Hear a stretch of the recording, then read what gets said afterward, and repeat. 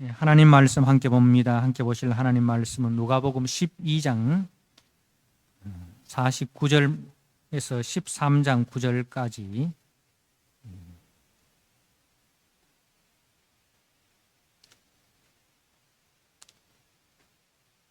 말씀을 한 절씩 교독하도록 하겠습니다.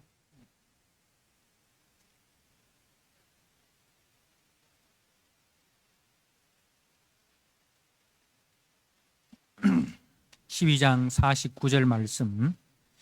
내가 불을 땅에 던지러 왔노니 이 불이 이미 붙었으면 내가 무엇을 원하니요.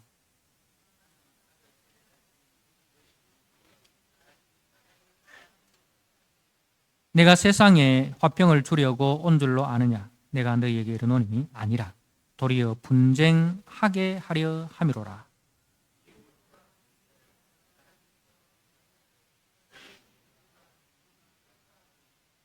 아버지가 아들과 아들이 아버지와 어머니가 딸과 딸이 어머니와 시어머니가 며느리와 며느리가 시어머니와 분쟁하리라 하시니라.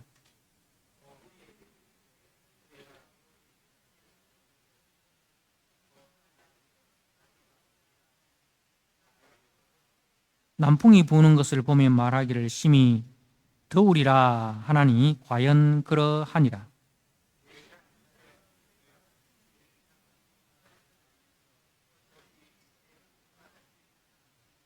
또 어찌하여 옳은 것을 스스로 판단하지 아니하느냐.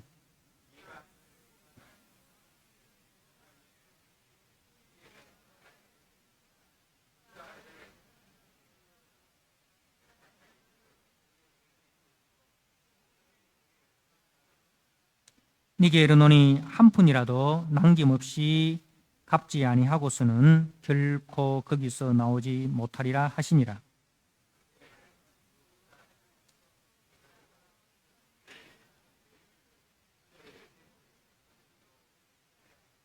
대답하여 이르시되 너희는 이 갈릴리 사람들이 이같이 해 받음으로 다른 모든 갈릴리 사람보다 죄가 더 있는 줄 아느냐.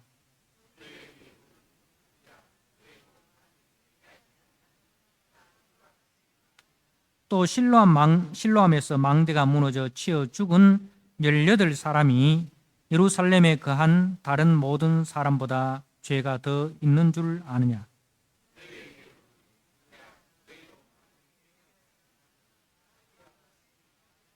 이에 비유로 말씀하시되 한 사람이 포도원에 무화과나무를 심은 것이 있더니 와서 그 열매를 구하였으나 얻지 못한지라.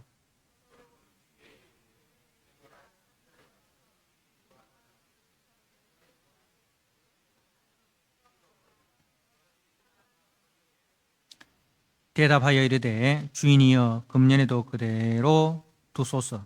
내가 두릅하고 걸음을 줄이니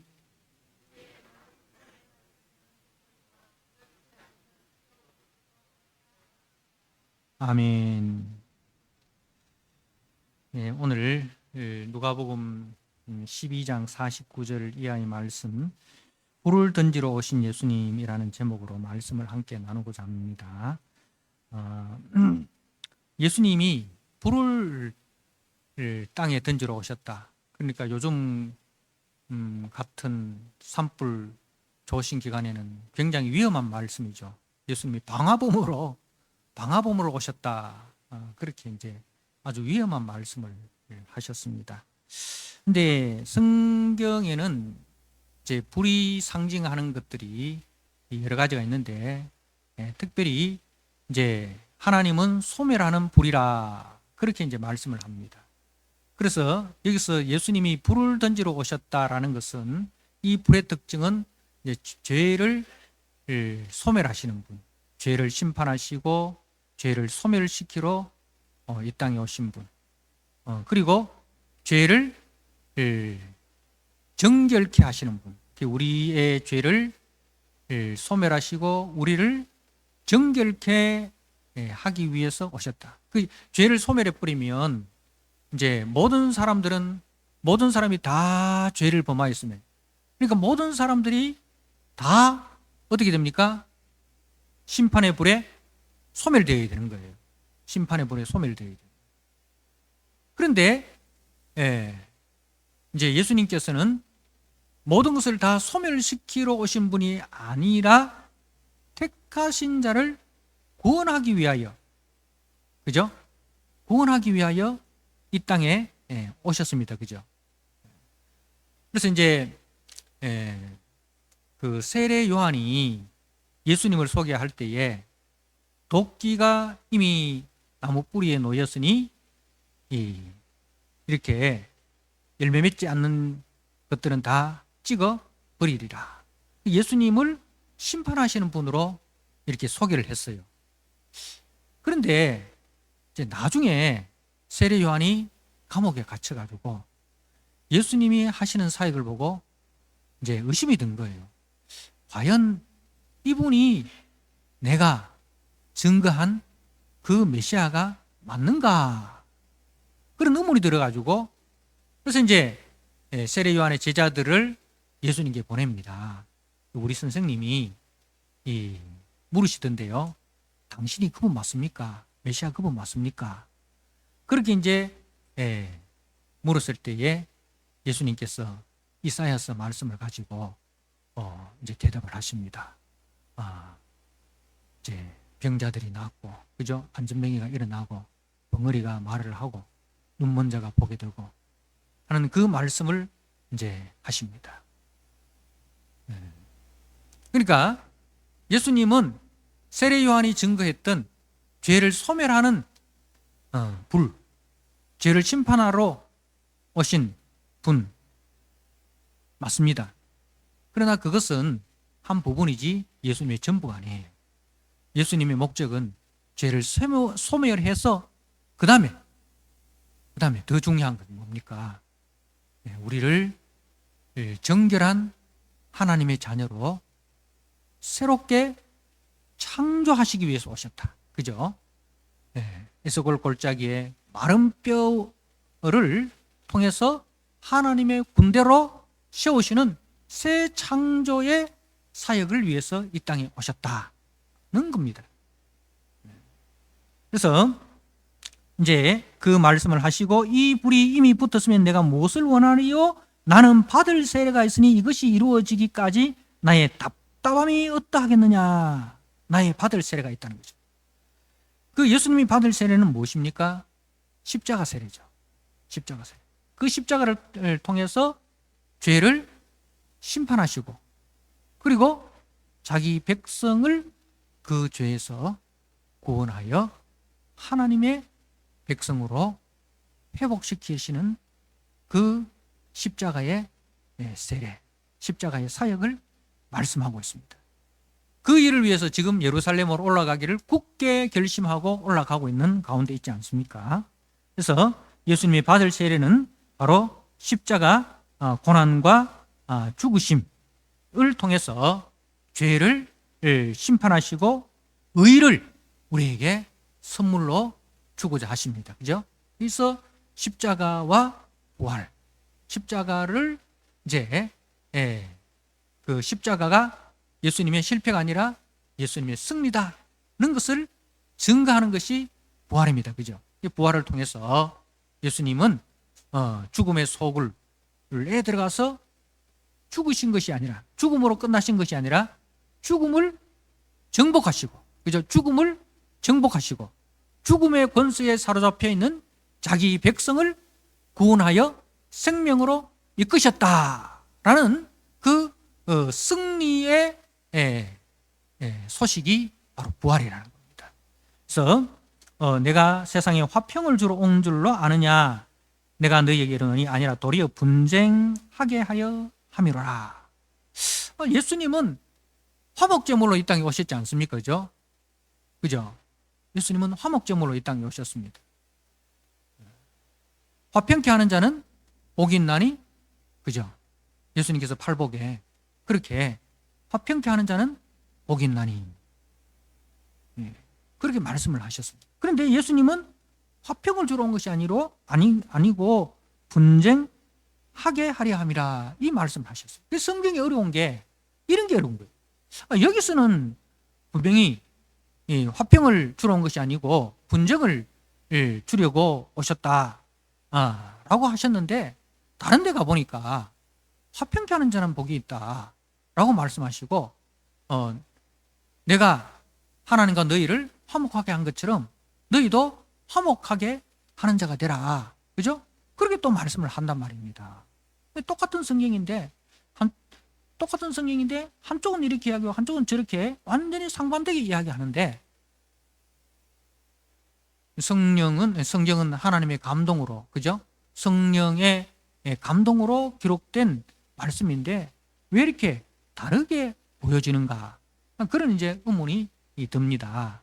그런데 그것은 우리가 표면적으로만 봤을 때 그렇게 보일 뿐이고, 내면적으로 그 속으로 들어가서 보면 다른 것이 아니라 바로 같은 말씀의 다른 표현이구나 하는 것을 우리가 알게 되는 것입니다. 그래서 이제 이 화평을 준다라는 것은 그냥 죄와 더불어 화평한 게 아니에요. 죄와 짝하면서 좋은 게 좋은 거다, 그죠? 좋은 게 좋은 기다 이러면서 이제 이래도 좋고 저래도 좋고 그런 화평이 아니라는 거예요. 죄와 짝하는 화평이 아니라는 거예요. 죄를 소멸하고 그리고 하나님과 화평하는 겁니다. 죄는 소멸하고 하나님과 화평하는 거예요. 죄와 싸우고 하나님과 화목하는 거예요. 그래서 우리를 하나님께로 이제 하나님과 화목된 관계를 회복하기 위해서 오셨다는 거죠. 그래서 이 말씀은 세상에 화평을 주려고 이 세상이 하나님께 범죄하여 죄와 죄의 종로로 타는, 그죠?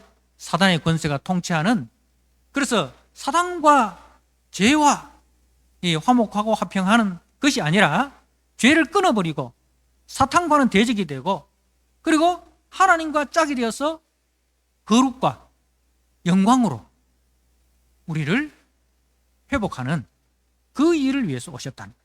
이 화평을 주려고 온 것이 아니라 내가 그런 세상에서 그 죄와 싸우는 사람으로 우리를 회복시키기 위해서.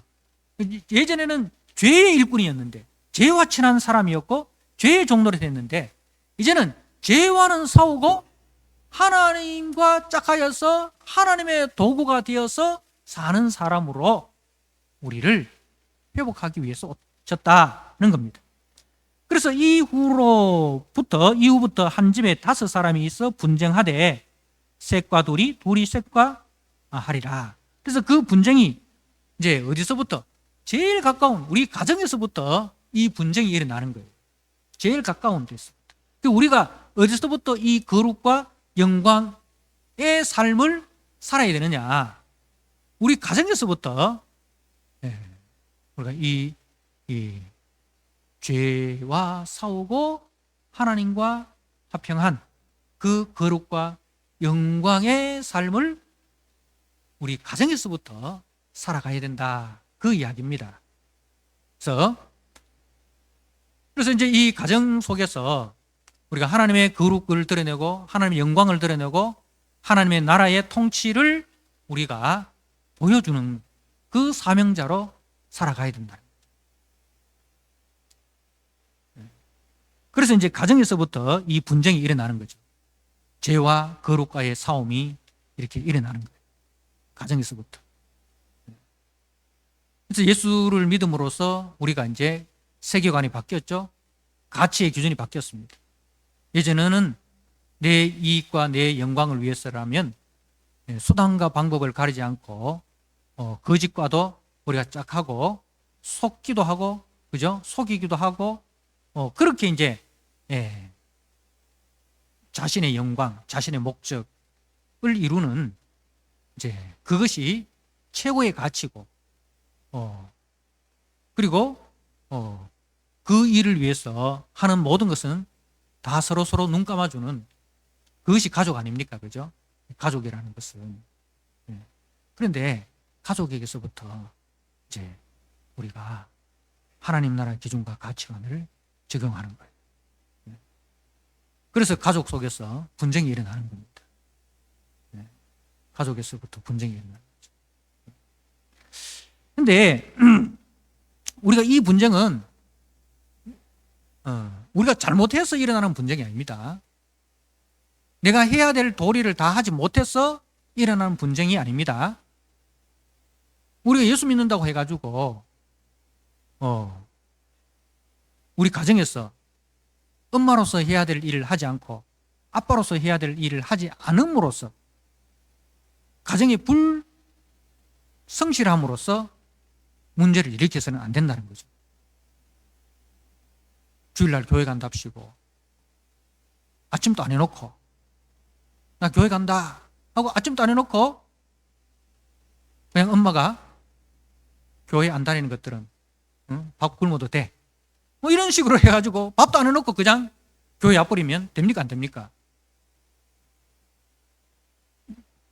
하나님께 예배 드리는 게 중요한 거지. 예배 드리는 게 우선순위지. 밥 하는 게 우선순위냐? 뭐 이런 식으로 생활하면 됩니까? 안 됩니까? 그러면 안 된다. 그래서 욕먹는 거는 뭐예요? 자기가 잘못해가 욕먹는 거예요. 우리가 아무리 교회를 다녀도요, 엄마가 자녀들에게 밥상 차려주는 그거는 우리가 꼭 해야 됩니다. 주일날은 오히려 더 잘 차려줘야 됩니다. 엄마 오늘은 왜 어느 반찬이 올라와서 오늘은 주일이잖아. 주일이 뭔데? 주일은 예수님께서 우리 죄를 위해서 십자가에 죽으시고 부활하신 아주 귀한 날이란다. 그 귀한 날에 우리가 맛있는 거 먹어야지. 생일날 우리가 맛있는 거 먹는 것처럼, 잔칫날 우리가 맛있는 거 먹는 것처럼 이 주일이라는 것은 그렇게 좋은 날이야. 얼마나 영광스러운 날인지 몰라. 그래서 맛있는 거 먹어야 돼. 이렇게 이제 주일이 좋은 날이네. 주일이 좋은 날이네. 이렇게 이제 심어줘야 돼. 주일만 안 되면 엄마가 밥도 안 해놓고 그냥 교회 가버리는 거예요.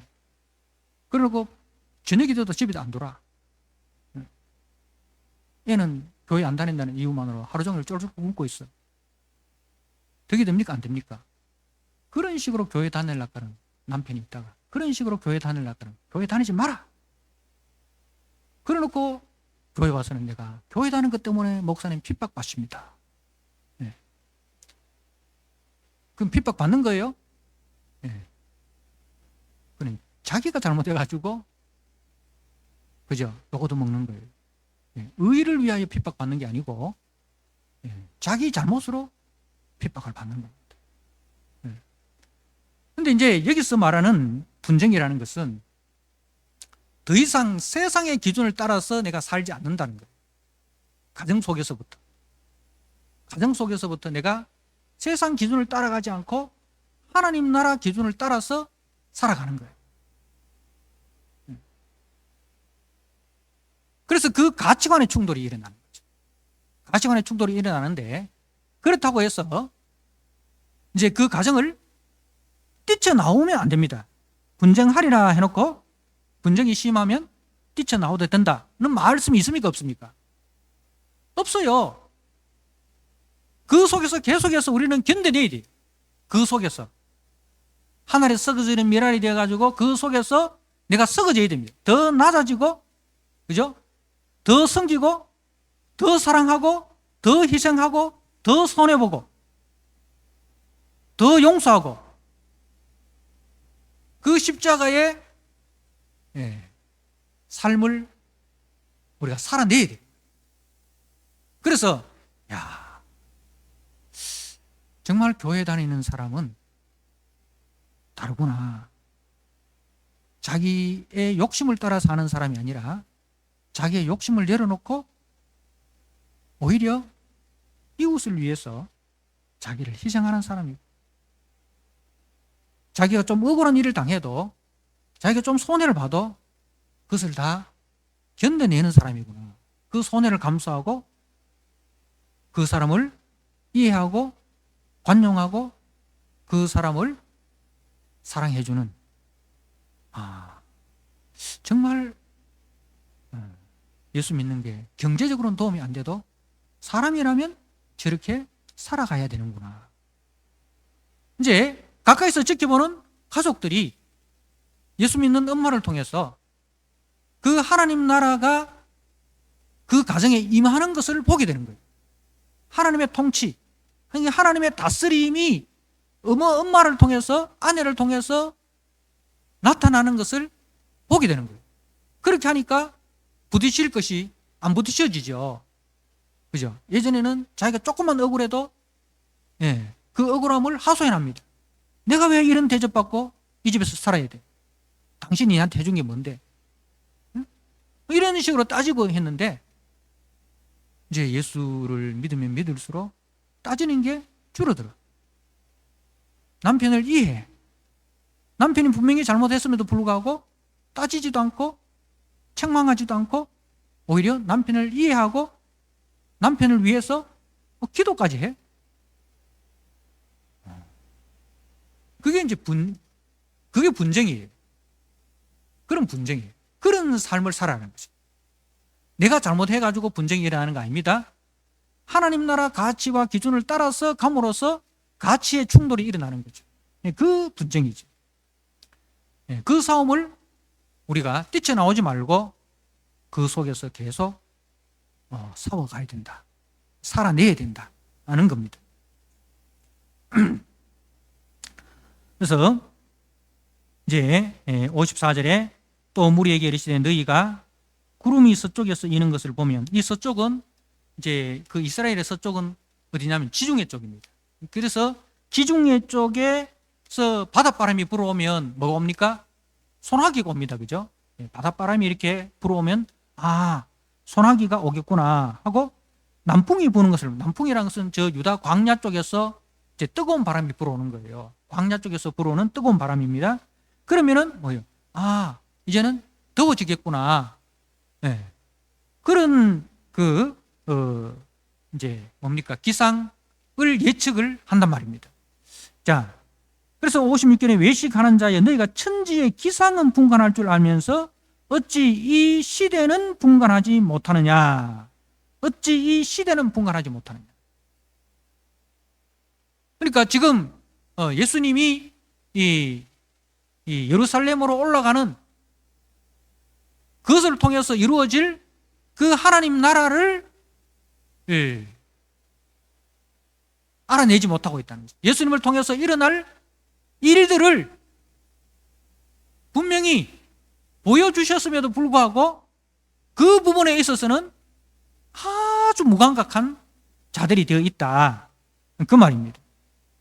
자, 그러면서 이제 58절에 내가 너를 고발하는 자와 함께 법관에게 갈 때에 길에서 화해하기를 힘쓰라.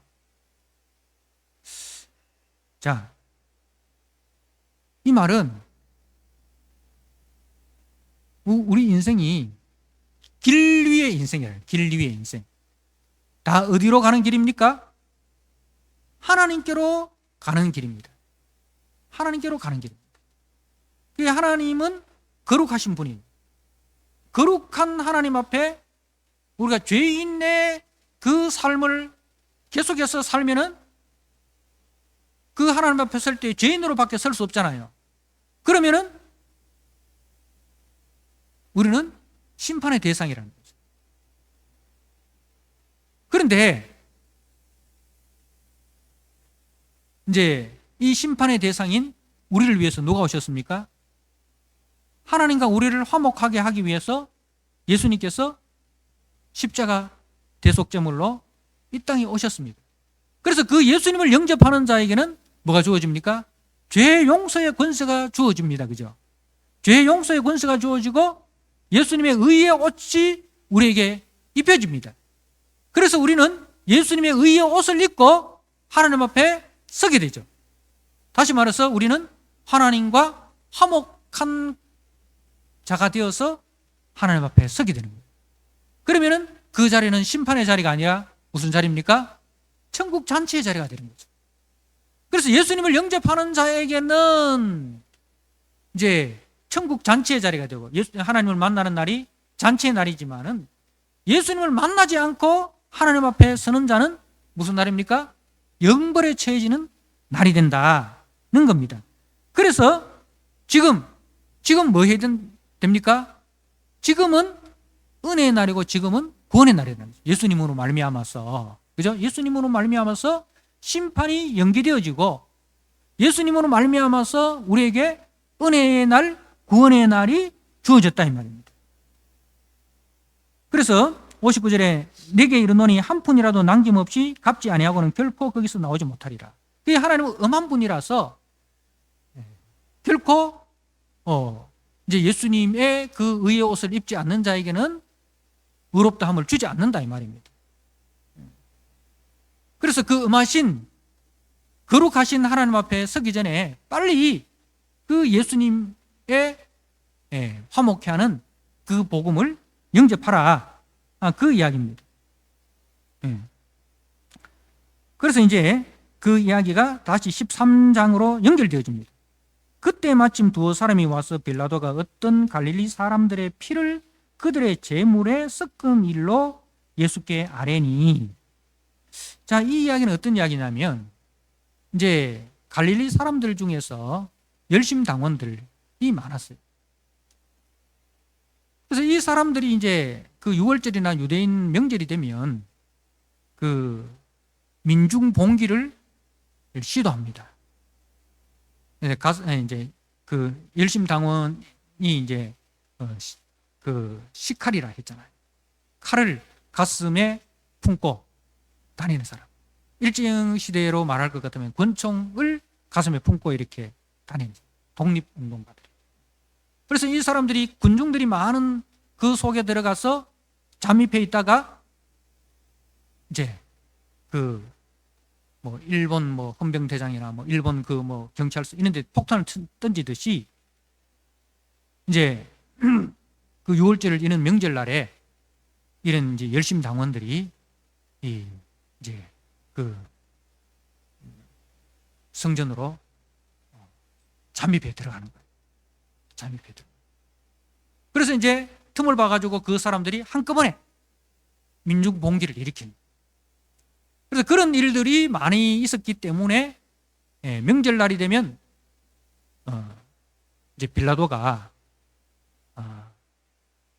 그 원래 주둔지가 어디냐 하면 가이사라입니다. 가이사라에 주둔해 있다가 이때는 예루살렘으로 군대를 다 이동시켜 가지고 이제 그런 그 열심당원들, 무장 독립하는 운동하는 사람들을 잡아내는 그 일을 하는 거예요. 그래서 이제 빌라도가 그런 정보를 다 알고 이제 한꺼번에 이렇게 다 이렇게 성전으로 들어오는 것을 허용을 합니다. 왜? 도안에 든 쥐로 만들기 위해 가지고 다 이렇게 신원을 다 파악을 하고 누가 열심당원이다, 로마의 봉기를 일으키려고 하는 자들이다, 이런 사전 정보를 이제 다 이제 파악을 해가지고 다 이렇게 도로도로 다 두는 거예요. 그리고 이제 다 들어왔을 때는 어떻게 합니까? 군대가 완전히 에워싸가지고 그 사람들을 이제 한꺼번에 소탕해버린 거죠. 한꺼번에 소탕을 합니다. 그런 이제 일들이 여러 번 있었다는 거죠. 그래서 이제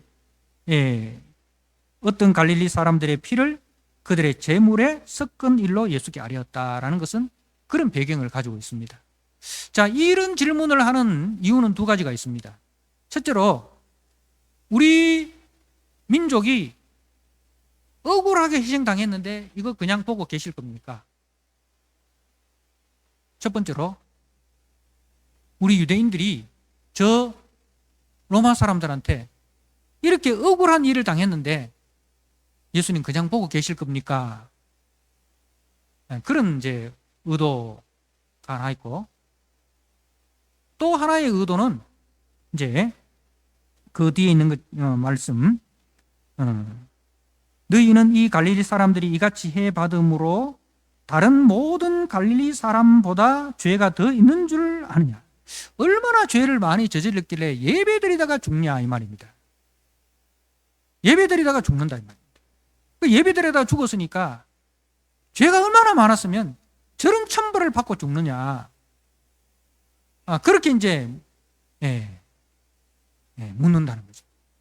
그러니까 예수님께 나면서부터 소경된 자를 사람들이 저 사람의 죄는 부모의 죄 때문입니까? 자기의 죄 때문입니까? 그래 묻잖아요. 그러니까 모든 것을 죄로 다 연결시킵니다. 그런 이제 두 가지의 의도가 있습니다. 자, 첫 번째 질문에 대해서 예수님은 어떻게 이야기하십니까? 오늘날 우리들에게도 그죠? 이런 이제 의문이 있습니다.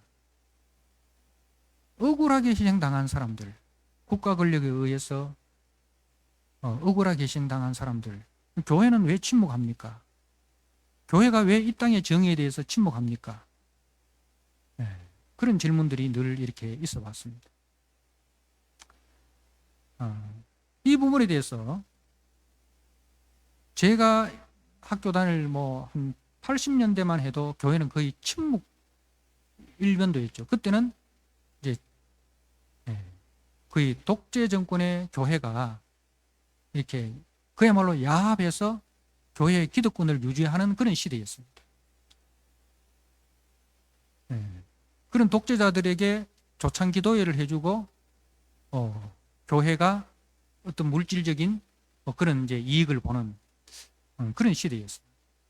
근데 오늘날은 또 그와 또 거꾸로 돼가지고 교회가 오히려 권력이 되어가지고 교회가 권력이 되어가지고 세상이 해야 될 정의의 심판을 교회가 앞장서서 심판하자라고 이제 대규모 집회를 하고 있습니다. 둘 다 예수님의 방법이 아니에요. 예수님의 방법은 뭐냐? 우리가 교회 다니는 사람은 예수님의 방법대로 해야 되지 않습니까? 예수님은 독재 정권을 파괴하기 위해서 예수님이 일하신 적이 없습니다. 로마의 황제가 그렇게 그 악하게 교회를 핍박할 때도 교회가 그 일에 대해서 데모를 한 적이 없습니다. 핍박을 하면 핍박을 받았습니다. 억울하게 핍박을 받았습니다. 그러면서도 교회가 해야 될 일이 뭐냐?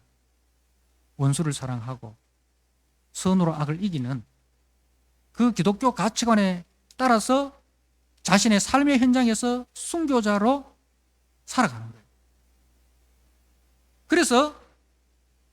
그래서 나중에 어떻게 됩니까? 교회가 세상을 집어삼켜버리잖아요. 그죠? 교회가 세상을 집어삼켜버립니다. 로마가 교회에 항복을 했어요. 그러다가 이제는 이제 교회가 권력기관이 되어버립니다. 교황이라는 권력이 생겨나게 된 거죠. 그래서 이 교황이 얼마나 권세가 있느냐 하면은 황제까지도 임명하고 황제를 파면하는 그 권세가 교황에게 주어집니다. 교회가 국가 권력 위에 군림하는 그런 시대가 되었습니다. 로마 시민이라면 태어나면서부터 모두 다 기독교인으로 태어나게 됩니다. 왜? 국교가 기독교이기 때문에. 그러면 이 땅에 하나님의 평화가 임하였습니까?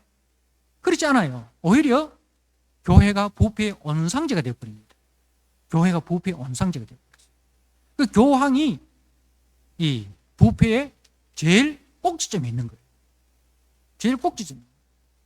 그래서 그 중세시대는 교황이 얼마나 많은 사생활을 낳았는지,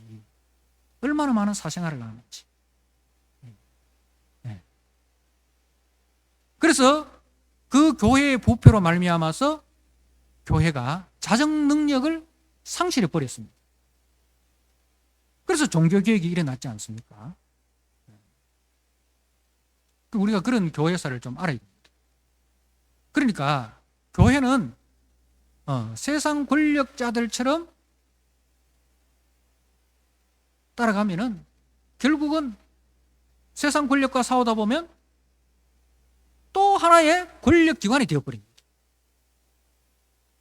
그러다 보면 교회는 절대 권력은 절대 부패하게 되어 있습니다. 예수님은 그렇게 살지 않으셨어요. 바울은 그렇게 살지 않으셨어요. 그런 나라 속에 오직 누구의 통치를 받느냐 하면 하나님의 통치를 받는 거예요. 하나님의 말씀을 따라서 자신의 삶의 현장에서 그리스도인의 삶을 살아내는 거예요. 그렇게 억울하게 희생하기도 하고 억울하게 죽임을 당하기도 하셨어요. 그래서 이제 이런 그 질문들, 이렇게 억울하게 희생했는데 예수님은 어떻게 해야 됩니까? 에 대해서 예수님은 이제 거기에 대해서 또 그 다음에 이 사람들이 죄가 얼마나 많길래 이런 죽음을 당했습니까? 라는 질문에 대해서 예수님의 대답은 무엇입니까? 3절에 너희에게 이르노니 아니라 너희도 만일 회개하지 아니하면 다 이와 같이 망하리라. 회개하지 아니하면 이와 같이 망하리라. 자, 이 이야기하고 앞에 58절에 이 법관에게 갈 때에 길에서 화해하기를 힘쓰라 하는 말씀하고 같이 연결이 되어 있습니다. 그러니까 지금 우리 앞에 시급한 일은 뭐냐면은 우리가 하나님 앞에 지금 하나님의 심판대 앞에 앞으로 가고 있는 그 과정에 있다. 그 길 위에 있다.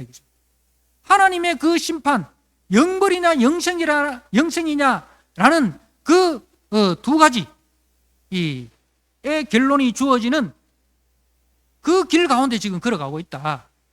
그러면 이제 이게 얼마나 중요한 재판이냐. 그야말로 생사를 그죠? 영원한 생명과 영원한 형벌로 갈라지는 그 길을 걸어가고 있는데 다른 게 지금 신경 쓰이냐 안 쓰이냐, 집에 연탄불 갈았느냐, 전기불 끄고 왔느냐, 이게 중요하냐 안 중요하냐, 그게 중요한 게 아니다 이 말입니다. 연탄불 끄더라도 그죠? 집에 올 때 전기불 안 끄고 나와도 우리가 이 길에서 벗어나면 안 된다는 거죠. 이게 시급한 문제라는 거죠. 이것이 예수님과 화목하는 것이 이 세상에 있어서 가장 시급한 문제다. 그런데 가장 시급한 문제에 대해서는 너희들은 아무런 영적 분별력이 없다 이 말이에요. 감각이 없다. 영적으로 무감각한 자가 되고 그야말로 이제 집에 연탄불 갈았느냐, 전기불 끄고 나오느냐, 거기에 지금 모든 관심이 들어있다 이 말이에요. 사형수가 사형 언도를 받고 이제 사형 집행하러 가는데 물 웅덩이가 있어요. 물 웅덩이가 있어요. 근데 그 사람은 그 물 웅덩이를 그냥 지나갈까요? 그걸 피해서 지나갈까요? 피해서 지나갑니다. 그러니까 물 웅덩이는 피할 줄 알면서 지금 자기가 사형 집행하러 가고 있다는 걸 잊어버리고 있는 거예요. 이 인간이 얼마나 어리석으냐는 거죠. 지금 물 웅덩이가 중요한 게 아니잖아요. 그죠? 우리 인생이 그렇다 이 말입니다. 예수님과 화목하는 것이 얼마나 시급한 문제냐. 여기에 대해서 왜 그렇게 감각이 없느냐. 그리고 다른 사람의 죄에 대해서 신경 쓰지 말고 네 죄에 대해서는 왜 그렇게 무감각하냐. 그 이야기인 거예요. 지금 갈릴리에서 죽은 사람, 그리고 그 예루살렘 망대가 무너져 18사람이 죽었는데 예루살렘에 거한 다른 모든 사람보다 죄가 더한 줄 있느냐? 더한 줄 아느냐? 아니라 너희도 만일 회개하지 아니하면 다 이와 같이 망하리라. 우리가 그런 이야기 하잖아요. 어느 사람이 불의의 사고로 죽었다. 그 사람이 무슨 죄를 그렇게 많이 지었길래 천벌을 받아 죽냐. 이렇게 다른 사람의 죽음에 대해서는 다 그렇게 이제 판단을 하는 거예요. 근데 자기가 지금 죽음의 이 권세에 사로잡혀 있다는 거, 그죠? 지금 빨리 예수님과 화해하지 않으면 이 죽음의 권세에 정복 당한다는 것을 그걸 왜 모르고 있냐? 네. 지금 그 이야기를 합니다. 가장 시급한 문제가 네가 영생을 얻느냐, 영벌에 처하느냐. 네 자신을 염려하라 이 말입니다. 자기 자신을 염려할 줄 모르고 왜 남의 일에 대해서 이 사람이 구원받았겠냐, 저 사람이 무슨 죄를 지었길래 저렇게 그 비참하게 죽느냐, 이런 이제 그 관심을 가지고 있다. 그래서 너희도 만일 회개하지 않으면 다 이와 같이 망하리라. 이와 같이 망하리라. 영생을 얻지 못하고 영벌에 처해진다 이 말입니다. 그런 걸 통해서 우리가 지금 하나님 앞으로 가는 길이구나. 그 길 가운데서 언제 어떤 일이 일어날지 모르구나. 그죠? 우리는 우리의 시간이 오래 남았다고 생각하잖아요. 내가 지금 50대 중반이니까 한 30년은 뭐 그냥 살겠지. 이렇게 사람들이 자기의 운명은 오래 남았다고 생각합니다. 문상 가서도, 그죠? 그 영정사진을 보면서 자신이 이 영정사진의 주인공이 되리라고는 한 번도 생각 안 하잖아요. 가서 돼지고기 좀 더 먹고 오려고. 그죠? 여기 한 접시 더 주있어. 와 이래 늦게 줍니까? 지금 돼지고기가 지금 목에 넘어갑니까? 지금 예수 믿지 않으면, 그죠? 예수 믿지 않으면 자신 또 언제 어떤 시간에 어떤 사건으로 이 영정사진의 주인공이 될 수 있다는 거, 그걸 심각하게 생각하고 자신의 삶을 돌이켜보라 이거죠. 자신의 삶을 돌이켜보라. 지금 내가 시급하게 해야 될 일은 뭔가, 가장 인생에 있어서 가장 시급하게 해야 될 일이 뭔가, 돼지고기 한 접시 더 먹는 것보다 더 시급한 것이 뭐냐? 진짜 예수 잘 믿어야 되겠구나. 예수 제대로 믿어야 되겠구나. 그 결심을 해야 된다. 그 결심을 해야 된다. 그래서 우리 교회가 지금 시급하게 해야 될 일이 뭐 탄핵이냐, 뭐 탄핵에 찬성하느냐 반대하느냐, 그게 우리의 우선순위, 우리의 시급한 문제가 아니라는 거죠.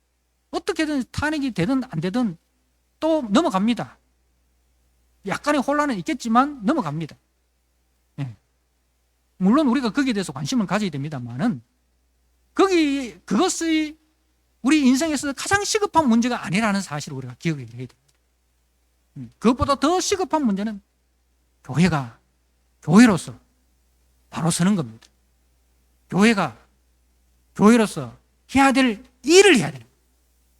교회가 교회로서 해야 될 일을 하지 않고 세상이 할 수 있는 일을, 세상도 할 수 있는 일을 왜 교회가 세상보다 더 앞장서서 그 일을 하느냐 이 말입니다. 지금 내 발 앞에 발등에 불이 떨어졌는데 그 불 끌 생각을 해야지. 왜 자기 발 앞에 발등에 불 떨어졌는 그거는 모르고 왜 남 걱정하고 있냐. 그 말입니다. 그래서 이제 6절에 이의 비유로 말씀하시되 한 사람이 포도원에 무화과 나무를 심은 것이 있더니 와서 그 열매를 구하였으나 얻지 못한지라. 포도원 지기에게 이르되 내가 3년을 와서 이 무화과 나무에서 열매를 구하되 얻지 못하니 찍어버리리라. 어찌 땅만 버리게 하겠느냐. 그러니까 지금 하나님께서는 이제 하나님의 공의로 이 땅을 심판하시겠다는 거예요. 근데 성자 예수님께서 이제 어떤 역할을 하십니까? 우리의 중보자가 되셔서 간구하십니다. 성부 하나님의 공의는 뭐예요? 3년을 와서 열심히 그죠? 빌어주고 가지치게 하고 잡초를 제거하고 그렇게 했는데 3년을 그렇게 했는데 열매를 맺지 못한다 이거죠. 그 땅만 버리니까 농부 대신 성부 하나님 입장에서는 이거 뽑아내고 다른 나무 심어야 되느냐? 아니, 심어야 되겠다. 그렇게 이제 공의로 하나님의 심판을 시행하시려고 하는 거예요. 그런데 중보자 대신 예수님께서 8절에 대답하여 이르되 주인이여 금년에도 그대로 두소서. 내가 두릅하고 거름을 줄이니 우리를 위해서 자신을 화목제물로 드리시겠다는 거예요. 우리를 대신해서 죄인된 우리를 대신해서 자신을 화목제물로 드리겠다는 거예요. 그래서 이후에 만일 열면 좋거니와 그렇지 않으면 찍어버리소서. 그래서 지금 예수님이 뭐로 오셨습니까? 화목제물로 이 땅에 오셔서 우리를 대신해서 하나님 앞에 간구하시는 거예요. 그러니까 지금은 무슨 날입니까? 예수님으로 말미암아 긍휼이 베풀어지는 시간입니다. 긍휼이 베풀어지는 시간이고 은혜가 베풀어지는 시간이에요. 그런데 그 시간이 얼마 남지 않았다는 거예요. 그 시간이 지금 얼마 남지 않았다. 그러니까 그 얼마 남지 않는 그 은혜의 시간, 긍휼의 시간을 놓치지 마라. 그 이야기입니다. 이후에 만일 열매가 열면 좋거니와 그렇지 않으면 찍어버리소서. 주님 다시 오실 그날이 있다 했죠. 그때까지 은혜의 시간입니다. 그때까지 긍휼의 시간입니다. 그런데 그때가 언제인지는 알 수 없지만은 반드시 그날이 옵니다. 그날이 오기 전에 빨리 그 은혜와 긍휼을 받아라. 그 이야기. 이것보다 더 시급한 일이 어디 있느냐. 그 이야기를 지금 하고 계십니다. 사랑하는 성도 여러분, 세상은 언제나 시끄러웠습니다.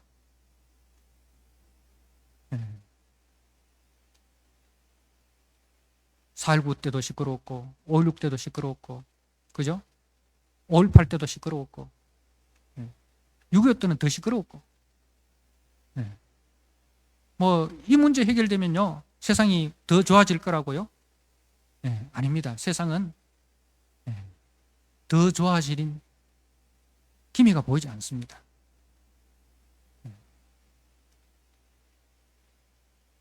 우리가 해야 될 일은 세상의 어떤 정권을 바꾸는 일이 아니고 세상의 어떤 제도를 바꾸는 일이 아닙니다. 예수님께서 헤롯이 약하니까 헤롯을 파면시키고 헤롯보다 더 착한 사람을 헤롯의 왕자에 앉힐 수 있는 그 능력과 권세가 예수님께 없었겠습니까?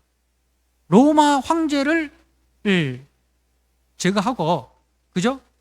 착한 사람을 황제로 앉힐 수 있는 그 권세가 예수님께 없었겠습니까? 예수님은 그런 권세 있는 분 아닙니까? 그런데 예수님이 오셔서 그 일을 하지 않으셨다니까요. 예수님이 오셔서 하시는 일은 하나님 아버지께서 예수님께 맡기신 그 일을 하셨다. 그렇다면 예수님께서 오늘 저와 여러분들에게 맡기신 일이 무엇이냐? 그것을 우리가 모여야 됩니다. 제자들에게 때와 기한은 이스라엘을 회복할 때가 이때니까 물었을 때에 때와 기한은 너희 알 바 아니요. 오직 성령이 너희에게 마시면 너희가 권능을 받고 예루살렘과 올미다와 사마리아와 땅 끝까지 이르러 내 증인이 되리라.